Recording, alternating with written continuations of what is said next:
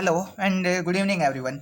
आज के इस लेक्चर में हम बेसिक क्वांटम मैकेनिक्स की एक प्रॉब्लम को डिस्कस करेंगे जो कि एक स्टूडेंट्स के द्वारा पूछी गई है। और प्रॉब्लम है अपने पास वेरिएशनल मेथड की हेल्प से अपने को जो हीलियम एटम प्रॉब्लम है उसको सोल्व करना है।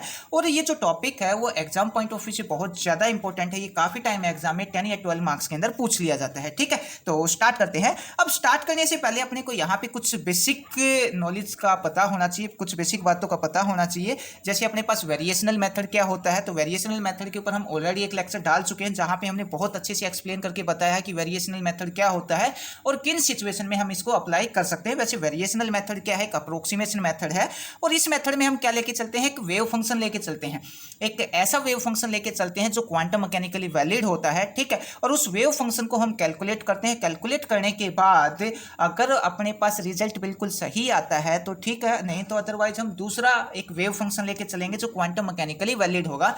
मतलब इसमें हीट एंड ट्रायल जैसा ही कुछ होता है। अपने पास जो वेव फंक्शन होगा वो हम हीट एंड ट्रायल मेथड की हेल्प से लेके चलेंगे। हमने एक वेव फंक्शन एज्यूम किया, अपनी तरफ से माना जो क्वांटम मैकेनिकली वैलिड है, उसको सोल्व किया। सोल्व करने के बाद अगर रिजल्ट सही आता है तो ठीक है, अदरवाइज हम फिर दूसरा वेव फंक्शन क्या करेंगे, लेके चलेंगे। ठीक है, दूसरा अपने को यहाँ पे पता होना चाहिए हीलियम एटम के बारे में। ठीक है, तो हीलियम एटम में क्या होता है, अपने पास हीलियम एटम में 2 इलेक्ट्रॉन होते हैं। ये हमने मान लिया न्यूक्लियस, ये अपने पास एक हीलियम एटम है और ये हीलियम एटम का न्यूक्लियस जिसपे चार्ज हमने जेड मान लिया। अब हीलियम एटम के अंदर अपने पास 2 इलेक्ट्रॉन होते हैं। ये इलेक्ट्रॉन फर्स्ट मान लिया और ये इलेक्ट्रॉन हमने सेकंड मान लिया। ठीक है, अब जो फर्स्ट इलेक्ट्रॉन है इसको हमने क्या मान लिया, फर्स्ट ई बोल दिया और ये भी ई ही है। ठीक है, और जो फर्स्ट इलेक्ट्रॉन का जो रेडियस है न्यूक्लियस से वो हमने कितना मान लिया, R1 मान लिया। और सेकंड इलेक्ट्रॉन का जो रेडियस है वो हमने कितना मान लिया, R2 मान लिया। और इन दोनों के बीच का जो रिजल्टेंट है वो हो जाएगा R = R1 - R2। ठीक है, इस टाइप से। अब यहाँ पे अगर मैं बात करूँ तो यहाँ पे क्या लेके चलेंगे, अपने पास ये जो इलेक्ट्रॉन है, इलेक्ट्रॉन को हम लेके चलेंगे। इलेक्ट्रॉन न्यूक्लियस के चारों ओर चक्कर लगा रहे हैं। ठीक है, और जो न्यूक्लियस है उसका मोशन हम यहाँ पे नेग्लेक्ट कर देंगे। इसका रीजन ये होगा कि इलेक्ट्रॉन के कंपेयर में जो न्यूक्लियस का मास है वो बहुत ज़्यादा है, तो न्यूक्लियस को हमें रेस्ट में लेके चलेंगे। ठीक है, तो ये था इसका कुछ बेसिक। अब थ्योरी में क्या लिख के आना है उसके ऊपर थोड़ा सा बात कर लेते हैं। तो we know that we use the variational method. ठीक है, हम वेरिएशनल मेथड का यूज करेंगे किसको, हीलियम एटम प्रॉब्लम को सोल्व करने के लिए। और वेरिएशनल मेथड का जब हम यूज करते हैं तो हम क्या लेके चलते हैं, एक ट्रायल वेव फंक्शन लेके चलते हैं। ठीक है, अब ट्रायल वेव फंक्शन कैसा होता है, अपने पास जो quantum mechanically valid wave function होना चाहिए। ठीक है, अब हम वो वेव फंक्शन लेके चलेंगे और उसकी हेल्प से क्या करेंगे, उसको सोल्व करने की कोशिश करेंगे और हीलियम एटम की एनर्जी निकालेंगे। ठीक है, अब दूसरा ये हमने हीलियम एटम के बारे में यहाँ पे बता रखा है। अब क्या बता रखा है, यहाँ पे जो हीलियम एटम है उसका जो न्यूक्लियस के ऊपर जो चार्ज है वो हमने जेड ही मान लिया और इसके अंदर क्या होते हैं, 2 इलेक्ट्रॉन होते हैं। इलेक्ट्रॉनिक चार्ज हमने क्या मान लिया, -e मान लिया। उसके बाद हमने यहाँ पे मान लिया जो दोनों इलेक्ट्रॉन है, if we consider the both electron are motion but nucleus is at rest because high mass as compare to electron. मतलब जो यहाँ पे हमने इलेक्ट्रॉन माने हैं, हमने मान लिया कि जो इलेक्ट्रॉन है वो न्यूक्लियस के चारों ओर चक्कर लगा रहे हैं, जिनकी रेडियस हमने क्या मान ली, R1 और R2 मान ली। और जो न्यूक्लियस का मोशन है उसको हमने यहाँ पे नेग्लेक्ट कर दिया। ठीक है, अब यहाँ पे जो हीलियम एटम प्रॉब्लम है इसके अंदर अपने पास 2 इलेक्ट्रॉन है। ठीक है, ये अपने पास फर्स्ट इलेक्ट्रॉन है, ये अपने पास सेकंड इलेक्ट्रॉन है। ठीक है, तो अब अगर मैं इसको दोनों इलेक्ट्रॉन को अलग अलग कर लूँ, मतलब ये पहले तो फर्स्ट इलेक्ट्रॉन को कैलकुलेट कर लूँ, दूसरा सेकंड इलेक्ट्रॉन को कैलकुलेट कर लूँ, तो एक इलेक्ट्रॉन को लेकर चलता हूँ तो ये कौन सी प्रॉब्लम हो जाएगी, हाइड्रोजन एटम प्रॉब्लम हो जाएगी। ठीक है, हाइड्रोजन एटम के अंदर सिंगल इलेक्ट्रॉन होता है, हीलियम एटम के अंदर 2 इलेक्ट्रॉन होते हैं। मतलब इस हीलियम एटम को अगर मैं 2 हाइड्रोजन एटम प्रॉब्लम लेके सोल्व करूँ तो इसको सोल्व करना क्या हो जाएगा, ज़्यादा आसान हो जाएगा। ठीक है, तो अगला जो अपना जो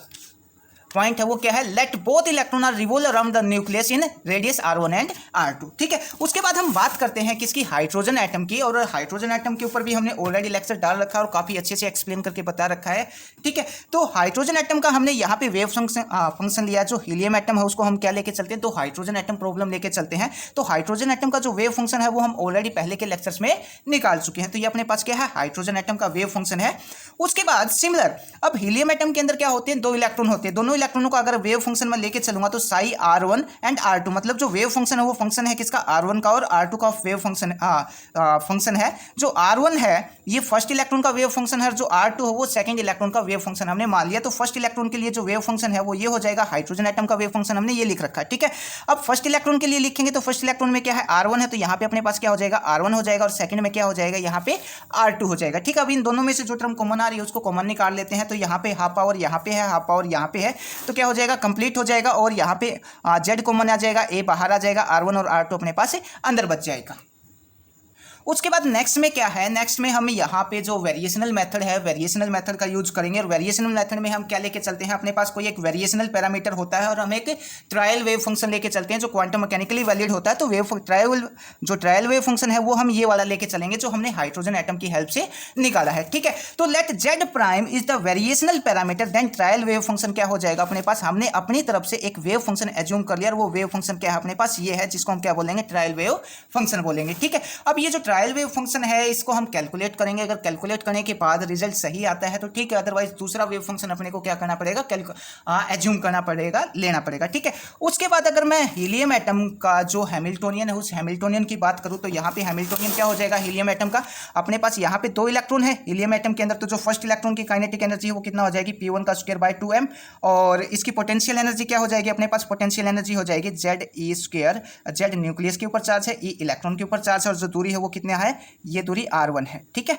और हैमिल्टोनियन क्या होता है अपने पास, kinetic energy operator plus potential energy operator पर इलेक्ट्रॉन पे चार्ज कैसा है, माइनस ये चार्ज लेके चले तो यहाँ पे क्या आ जाएगा अपने पास नेगेटिव आ जाएगा, ठीक है। तो ये जो टर्म है वो रिप्रेजेंट कर रही है फर्स्ट इलेक्ट्रॉन की काइनेटिक एनर्जी को और ये वाली जो टर्म है वो रिप्रेजेंट कर रही है फर्स्ट इलेक्ट्रॉन की पोटेंशियल एनर्जी को। सिमिलर हमने यहाँ पे लिख दिया, ये टर्म जो है वो रिप्रेजेंट करके बता रही है फर्स्ट इलेक्ट्रॉन की काइनेटिक एनर्जी को और ये वाली जो टर्म है वो रिप्रेजेंट करके बता रही है फर्स्ट इलेक्ट्रॉन की पोटेंशियल एनर्जी को, ठीक है। सिमिलर ये वाली जो टर्म है वो सेकंड इलेक्ट्रॉन की काइनेटिक एनर्जी को रिप्रेजेंट करके बता रही है और ये वाली जो टर्म है वो सेकंड इलेक्ट्रॉन की पोटेंशियल एनर्जी को रिप्रेजेंट करके बता रही है। अब ये टर्म क्या है, E स्क्वायर बाय R। अब E स्क्वायर R की अगर मैं बात करूं तो यहाँ पे अपने पास ये जो 2 इलेक्ट्रॉन है इन इलेक्ट्रॉन के बीच में क्या होगा, दोनों इलेक्ट्रॉन पे क्या है, नेगेटिव चार्ज है। तो यहाँ पे कुछ ना कुछ कोलंबियन रिपल्सन होगा। जो कोलंबियन रिपल्सन है, कोलंबियन रिपल्सन के कारण जो टर्म आएगी हैमिल्टोनियन जो पोटेंशियल एनर्जी की टर्म आएगी वो क्या आ जाएगी, E स्क्वायर बाय R, ठीक है। अब अपने पास ये जो वेव फंक्शन आया, ये जो हैमिल्टोनियन आया है, ये हैमिल्टोनियन कंप्लीटली कंप्लीट सही हैमिल्टोनियन नहीं है। यहाँ पे क्या होगा, जो हमने इफेक्टिव न्यूक्लियर चार्ज के कारण यहाँ पे पोटेंशियल एनर्जी में एक करेक्शन टर्म आएगी और वो करेक्शन टर्म क्या आएगी उसके ऊपर थोड़ा सा बात कर लेते हैं। तो अब हमने यहाँ पे जो जेड प्राइम लिया है वो क्या है अपने पास, वेरिएशनल पैरामीटर है। तो ये जो पोटेंशियल एनर्जी की टर्म है ना, इसमें क्या हो जाएगा, एक करेक्शन टर्म ऐड हो जाएगी और जो करेक्शन टर्म आएगी, ये जो पोटेंशियल एनर्जी की टर्म है इसमें क्या होगी, एक करेक्शन टर्म ऐड हो जाएगी और वो करेक्शन टर्म किसके कारण होगी, इफेक्टिव एटॉमिक नंबर के कारण होगी, ठीक है। अब इफेक्टिव एटॉमिक नंबर के कारण जो करेक्शन टर्म आएगी वो क्या आ जाएगी अपने पास, हमने क्या ले लिया, जेड प्राइम। यहाँ पे अपने पास इफेक्टिव एटॉमिक नंबर है और ये आ जाएगा Z minus Z prime minus Z और ये आ जाएगा E square by R1 plus E square by R2, ठीक है। तो इफेक्टिव न्यूक्लियर चार्ज के कारण अब इस हैमिल्टोनियन के अंदर ये जो करेक्शन टर्म है वो ऐड हो जाएगी। तो अगले स्टेप में हम ये करेक्शन टर्म इसके अंदर ऐड करके लिख देंगे। अब अगर दोनों चार्ज, इफेक्टिव न्यूक्लियर चार्ज और जो न्यूक्लियर चार्ज है वो दोनों सेम है तो क्या आ जाएगी, ये जो करेक्शन टर्म है वो 0 आ जाएगी। अगर दोनों के बीच में डिफरेंस है तो ये करेक्शन टर्म 0 नहीं आएगी, उस केस में अपने पास करेक्शन टर्म ये वाली आएगी, ठीक है। तो नेक्स्ट स्टेप की अगर हम बात करें तो नेक्स्ट स्टेप में हमने यहाँ पे जो इफेक्टिव न्यूक्लियर चार्ज के कारण जो करेक्शन टर्म आई है वो हमने यहाँ पे ऐड कर दी। अब मैं बता देता हूँ जो हैमिल्टोनियन के अंदर जो अलग अलग टर्म है वो क्या रिप्रेजेंट करके बता रही है। ये जो टर्म है वो फर्स्ट इलेक्ट्रॉन की काइनेटिक एनर्जी को रिप्रेजेंट कर रही है, ये फर्स्ट इलेक्ट्रॉन की पोटेंशियल एनर्जी को, ये सेकंड इलेक्ट्रॉन की काइनेटिक एनर्जी को, ये सेकंड इलेक्ट्रॉन की पोटेंशियल एनर्जी को। ये वाली जो टर्म है वो दोनों इलेक्ट्रॉन के बीच में जो कोलंबियन रिपल्सन के कारण जो पोटेंशियल एनर्जी की टर्म आएगी वो ये वाली होगी और जो इफेक्टिव न्यूक्लियर चार्ज के कारण जो पोटेंशियल एनर्जी के अंदर करेक्शन टर्म आएगी वो ये वाली हो जाएगी, ठीक है।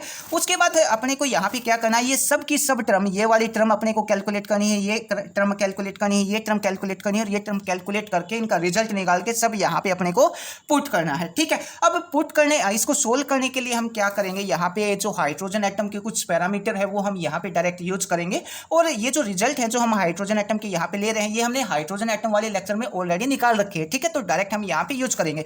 तो हाइड्रोजन एटम में हमने क्या निकाला था, P square by 2m minus ZE square by R और ये क्या है psi of R equal to, इसको हमने किसके माना था, किसके इक्वल माना था, minus E naught Z square, ठीक है। और E नोट कितना है अपने पास, E नोट आया था माइनस 13.6 और ये जो फाई है वो क्या है, वेव फंक्शन, ये साइल से डिनोट कर सकते हैं हम इसको। और यहाँ पे भी हमने क्या कर दिया, ये फाई कर दिया इसको Sai E naught Z square और ये साई R, ठीक है। E नोट की जो वैल्यू हुआ अपने पास क्या है, E स्क्वायर बाय 2m और जो हाइड्रोजन एटम की एनर्जी निकालते हैं वो कितना आती है, माइनस 13.6 इलेक्ट्रॉन वोल्ट। तो ये पैरामीटर हम यहाँ पे यूज करेंगे। तो ये वाली जो टर्म है इस टर्म को हमने यहाँ पे क्या लिखा है, इस टर्म को हमने लिखा है minus E naught Z square, ठीक है। और साथ में क्या है अपने पास एक साई ऑफ R भी है जो वेव फंक्शन है वो, ठीक है। तो ये वाली टर्म और ये वाली टर्म क्या है, बिल्कुल सेम है। तो इस टर्म को मैं क्या लिख सकता हूँ, E नोट जेड स्क्वायर, इसको भी क्या लिख सकता हूँ, E note not Z square. ठीक है, अब इन सब टर्म को हम अलग अलग कैलकुलेट करने की बजाय अलग अलग कैलकुलेट करेंगे तो काफी टाइम लग जाएगा। ठीक है, एग्जाम में आपको सोल्व करने की जरूरत नहीं है, डायरेक्ट आप इनका रिजल्ट याद रख सकते हो। ठीक है, तो जो फर्स्ट टर्म है इसको जब हम सोल्व करेंगे तो अपने पास क्या जाएगा, जो हाइड्रोजन एटम ये वाली जो टर्म है इसकी हेल्प से हमने यहाँ पे ये लिख दिया, जो फर्स्ट टर्म थी यहाँ पे हैमिल्टोनियन के अंदर, जो सेकंड टर्म थी उसको हमने ये लिख दिया minus E not Z prime square Sai R1 और R2। ठीक है, और ये जो 1/r है इसकी एक्सपेक्टेशन वैल्यू हम निकालते हैं, इसको तो हमने क्वांटम मैकेनिक्स के अंदर बहुत बार कैलकुलेट करके बताया है, तो इसकी जो वैल्यू आएगी वो क्या आ जाएगी, Z/a आ जाएगी। ठीक है, अब 1/r1 की निकालूंगा तो क्या आ जाएगी, 1/r1 बाई 1/r2 दोनों की एक्सपेक्टेशन वैल्यू या एवरेज वैल्यू निकालूंगा तो क्या आ जाएगी, Z प्राइम बाई a, और ई स्क्वायर बाई आर की अगर मैं एवरेज वैल्यू निकालूंगा तो अपने पास क्या आ जाएगी 5/4 जेड प्राइम ई नोट। ठीक है, ये हमने डायरेक्ट रिजल्ट यूज की है, आपको कैलकुलेट करने की कोई भी जरूरत नहीं है। ठीक है, आप डायरेक्ट एग्जाम के अंदर याद रखेंगे और डायरेक्ट वैल्यू पुट करेंगे। ठीक है, क्योंकि इसको सोल्व करने लगोगे तो काफी ज्यादा टाइम कंज्यूम हो जाएगा। ठीक है, और एग्जाम में अपने पास इतना ज्यादा टाइम होता नहीं है, तो ये सब की सब जो वैल्यू है यहाँ पे, ये जितनी भी वैल्यू निकाली है हमने, ठीक है, ये सब वैल्यू कहाँ पे पुट करेंगे, इस इक्वेशन के अंदर पुट करेंगे, और इस इक्वेशन में ये सब वैल्यू पुट करने के बाद अपने पास जो इक्वेशन आएगी वो ये वाली इक्वेशन अपने को मिल जाएगी। ठीक है, अब क्या करना है अपने को, इसको सोल्व करना है। अब सोल्व करने के लिए हम क्या करेंगे, ये दोनों टर्म को हम ऐड कर देंगे, ऐड करने के बाद अपने पास ये आ जाएगा माइनस का साइन, ये वाली टर्म एज इट इज, और यहाँ पे Z prime by A, Z prime by A इसको अगर मैं ऐड करूंगा तो क्या आ जाएगा, 2z प्राइम बाई ए आ जाएगा। तो ये हमने बाहर लिख दिया। ठीक है, और ये टर्म हमने यहाँ पे लिख दिया। अब नेक्स्ट में क्या करूंगा, इसको 2 से मल्टीप्लाई कर दूंगा, 2 से मैं इस टर्म को डिवाइड कर दूंगा। ये वाली जो टर्म है अपने पास, ये वाली जो टर्म है इसको मैं 2 से मल्टीप्लाई कर दूंगा, 2 से डिवाइड करूंगा। 2 से मल्टीप्लाई करूंगा तो यहाँ पे क्या आ जाएगा अपने पास 2 आ जाएगा, और यहाँ पे क्या आ जाएगा 2 आ जाएगा। ई स्क्वायर बाय 2a, ये वाली जो टर्म है वो अपने पास क्या आ जाएगी, ई नोट हो जाएगी। ठीक है, ई नोट हो जाएगी, बाकी की पूरी टर्म अपने पास एज इट इज रहेगी। तो ए की वैल्यू अपने पास ये आ जाती है। उसके बाद हम वेरिएशनल मेथड का यूज करते हैं, और वेरिएशनल मेथड में क्या होता है, अपने पास जो एनर्जी आती है उसका जो हमने वेरिएशनल पैरामीटर हमने जो लिया है उसके रिस्पेक्ट में डेरिवेटिव करते हैं और उसको 0 के इक्वल लेके चलते हैं। ठीक है, अब इस टर्म का हम डेरिवेटिव करेंगे तो किसके रिस्पेक्ट में करेंगे, जेड प्राइम के रिस्पेक्ट में करेंगे। तो यहाँ पे क्या जाएगा, ये 2 आगे आ जाएगा, अपने पास 4 हो जाएगा। तो आई होप आपको डेरिवेटिव करना आता होगा। ठीक है, तो कंप्लीट इसका इस टर्म का डेरिवेटिव करने के बाद अपने पास ये आ जाएगा। ठीक है, अब यहाँ पे सब में ई नोट और ई नोट सब में कॉमन है, तो ई नोट को मैंने बाहर निकाल लिया। यहाँ से क्या बच जाएगा, ये टर्म आ जाएगी, यहाँ से 5/4 आ जाएगा, और यहाँ से अंदर मल्टीप्लाई करूंगा तो क्या आ जाएगा 8z प्राइम, और इसके साथ मल्टीप्लाई करूंगा तो 4z इक्वल टू 0। यहाँ पे जो एनर्जी है वो 0 के इक्वल हो नहीं सकती, क्योंकि जो एनर्जी है वो हमने ऑलरेडी निकाल रखी है। वो कितना आएगी अपने पास, -13.6 इलेक्ट्रॉन वोल्ट। तो जो ये वाली जो टर्म है वो 0 के इक्वल नहीं होगी, बाकी की जो टर्म है वो क्या हो जाएगी, 0 के इक्वल हो जाएगी। ठीक है, अब इसको जब हम सोल्व करेंगे, ये वाली जो टर्म को सोल्व करेंगे तो यहाँ पे माइनस का 4z प्राइम है, और यहाँ पे प्लस का 8z प्राइम है, तो इसके अंदर से ये माइनस कर देंगे तो अपने पास क्या आ जाएगी, 4z प्राइम आ जाएगी। ये टर्म एज इट इज और ये वाली term as it is equal to में हमने 0 कर दिया। ठीक है, इस टर्म को उठा के इक्वल टू के साइड से उस तरफ लेके आता हूँ। ठीक है, तो अपने पास ये आ जाएगी, 4 से डिवाइड कर दूंगा। 4 से डिवाइड करने के बाद अपने पास क्या आ जाएगी, ये आ जाएगी जेड प्राइम की हमने यहाँ पे वैल्यू निकाल ली। ये क्या आ गया अपने पास, इफेक्टिव एटॉमिक नंबर। ठीक है, अब हीलियम एटम की जो जेड की वैल्यू होती है वो कितना होती है, 2 होती है। तो यहाँ पे मैं 2 रखूंगा। 2 रखने के बाद अपने पास जो हीलियम एटम में जो जेड प्राइम की जो वैल्यू आएगी वो क्या आ जाएगी, यहाँ पे 2 रखने के बाद, और वो आ जाएगा अपने पास 27/16। अब ये जो जेड प्राइम की वैल्यू हमने निकाली है, ये जेड प्राइम की वैल्यू हम कहाँ पे पुट करेंगे, जेड प्राइम की वैल्यू हम पुट करेंगे यहाँ पे। ठीक है, और फिर इसको हम आगे सोल्व करेंगे। तो नेक्स्ट स्टेप में हमने क्या किया, वो कंप्लीट की जो कंप्लीट वैल्यू हमने निकाली थी, ये तो सब आगे का एज इट इज। और जहाँ पे जेड प्राइम था, जेड प्राइम की वैल्यू क्या थी अपने पास, 27/16 हमने निकाली थी। जहाँ पे जेड प्राइम था वहाँ पे हमने ये वैल्यू पुट कर दी। ठीक है, अब कहाँ पे था जेड प्राइम अपने पास, एक सेकेंड, कहाँ गई वो इक्वेशन, ये रही। ठीक है, यहाँ पे जेड प्राइम था, यहाँ पे जेड प्राइम था, यहाँ पे जेड प्राइम था, जहाँ पे जेड प्राइम था वहाँ पे हर जगह हमने ये वैल्यू पुट कर दी। ठीक है, यहाँ पे जेड आएगा। तो क्या आ जाएगी अपने पास, ये वाली इक्वेशन आ जाएगी। अब इसको जब सोल्व करेंगे, सोल्व करने के बाद क्या आ जाएगा अपने पास, ई नोट यहाँ पे भी है, यहाँ पे भी, यहाँ पे भी हमने बाहर निकाल लिया। ठीक है, और इस कंप्लीट को जब हम सोल्व करते हैं, इस कंप्लीट को जब हम सोल्व करते हैं तो अपने पास क्या आ जाएगा, ये आ जाएगा अपने पास 77.45 इलेक्ट्रॉन वोल्ट। ये आ जाएगा अपने पास total energy of helium atom. और ये हीलियम एटम की जो एनर्जी हमने निकाली है वो किसकी हेल्प से आई है, वेरिएशनल मेथड की हेल्प से आई है। ठीक है, तो ये अपने पास एक सिंपल सा टॉपिक था, helium atom by variational method. ठीक है, अगर आपको इसमें कोई भी टर्म समझ ना आई हो तो आप मैसेज करके या कमेंट करके पूछ सकते हैं। Thank you.